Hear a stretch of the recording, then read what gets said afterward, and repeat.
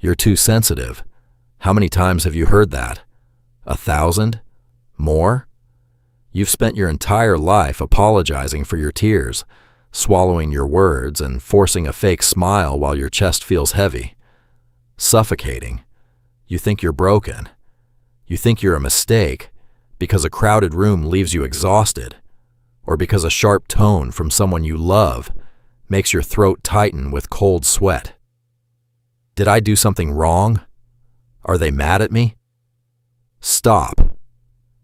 The diagnosis you've been given is completely wrong. There's nothing wrong with you. You aren't weak. You are what psychologists call a highly sensitive person. But let's be honest, it feels more like a curse. While everyone else moves through life navigating the world in a blur, your brain is capturing every single micro-expression, every shift in temperature, every hidden tension. It's loud, it's violent, but this isn't a personality flaw. It's your literal biology. Your hardware is wired differently than 80% of the population, and it's time you finally understood why. Think of it this way. Most people possess a built-in filter that blocks out 90% of the background noise to save mental energy. They don't notice the hum of the refrigerator, the stiffness of a chair, or the subtle shift in a coworker's voice. But your filter doesn't exist. You absorb everything, all at once. Your brain treats every single sensory input as critical information, an emergency that requires immediate attention. It gets heavier. Your brain has hyperactive mirror neurons, the cells responsible for empathy. For you, empathy isn't a choice. It's an involuntary reflex. When someone next to you is hurting, you don't just feel bad for them. You physically absorb their agony. It settles in your stomach. It aches in your chest. You are an emotional sponge in a world drowning in spills, constantly absorbing feelings that aren't even yours. They're staring. I know they are. They think I'm dramatic. No, you're just feeling it all. Let's go back to where it all began. Back to the playground. You were the child who stood on the edge of the asphalt, watching the others run and scream. They seemed so loud, so chaotic. You couldn't understand how they could just crash into each other without feeling the bruises. To you, the world already felt like a physical assault. You retreated into the safety of your own mind, a quiet sanctuary that quickly turned into a prison of chronic overthinking. Do you remember the first time someone shamed you for your nature? Maybe it was a parent who sighed when you cried at a movie. Maybe it was a friend who told you to stop taking everything so personally. In those moments, a dangerous seed was planted. You learned that your natural state of being was an inconvenience to the people you loved. So, you started building the armor, brick by painful brick. You tried to become numb, but the numbness never stuck. It just turned into a profound, aching isolation. You grew up feeling like an observer in your own life, a ghost watching a party through a foggy window. You would sit at the dinner table, surrounded by family, yet feel completely marooned on a solitary island. They were talking about the weather, but you were tracking the tension in your father's jaw, the heavy sadness hidden in your mother's eyes. You carried the weight of secrets no one ever explicitly told you. You knew when a marriage was failing before the arguments even started. You felt the hidden resentment in a friend's laugh before they even realized they were angry. It is an exhausting way to live, carrying the unexpressed emotional debts of everyone around you while your own bank account is entirely empty. You became the emotional caretaker, the chronic pleaser who forgot how to breathe. This forces you into a state of continuous deep processing. In conversations, you hesitate. You overthink every text, every glance, every single silence. You beat yourself up, thinking you're slow or socially awkward. But look at the science. You aren't slow. You are running a massive simulation. While others blindly react to the surface, your mind is digging into the past, predicting the future, and analyzing the hidden meaning behind every word. You aren't confused. You are calculating the safest path forward. Every single interaction becomes a high-stakes chess match where you are playing for your own emotional survival. If a friend takes 3 hours to text you back, your brain doesn't see a busy schedule. It sees abandonment. It initiates a full-scale forensic investigation into every interaction you've had with them over the past 6 months. What did I say? Was it that joke? I shouldn't have said that. I'm so stupid. This hypervigilance isn't random.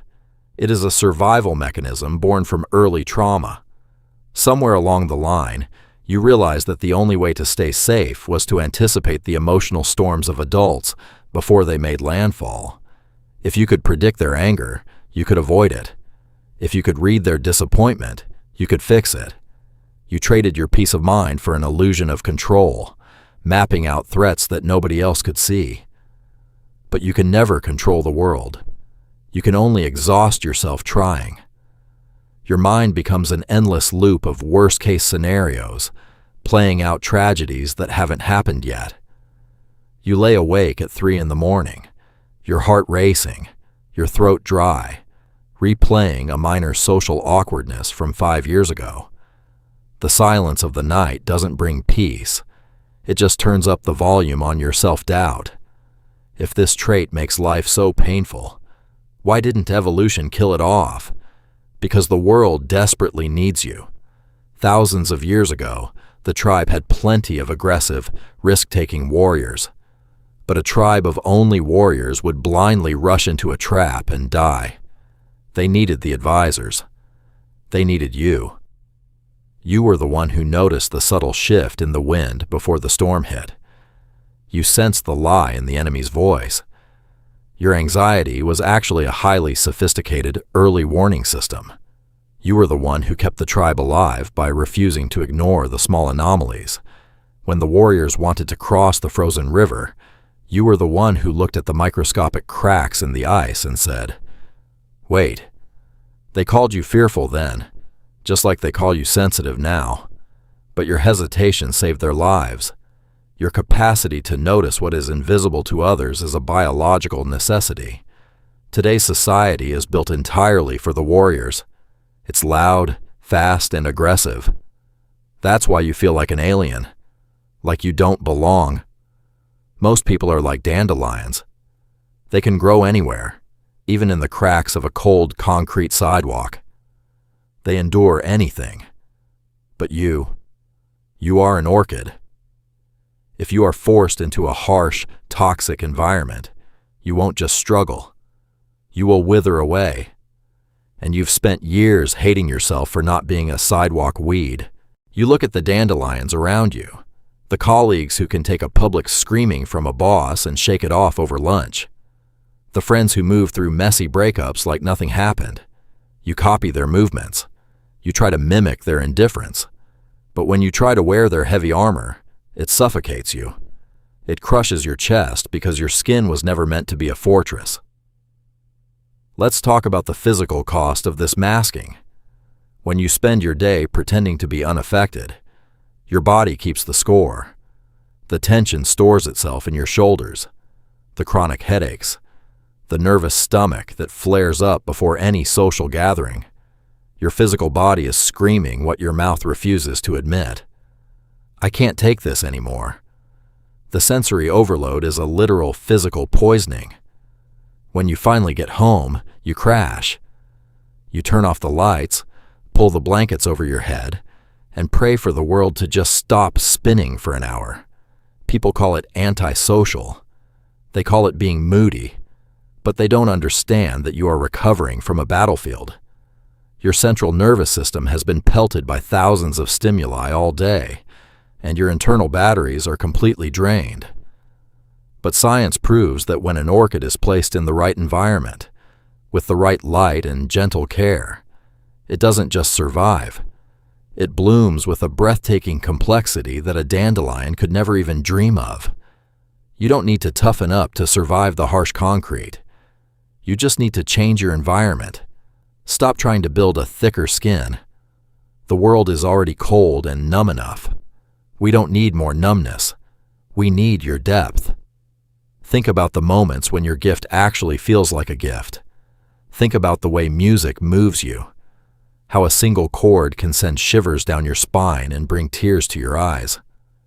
Think about your relationship with nature, how the rustle of leaves or the smell of rain can make you feel profoundly connected to something ancient and beautiful. The dandelions don't get to experience that. They don't taste life with this level of vivid, breathtaking color. Your capacity for deep joy is exactly equal to your capacity for deep pain.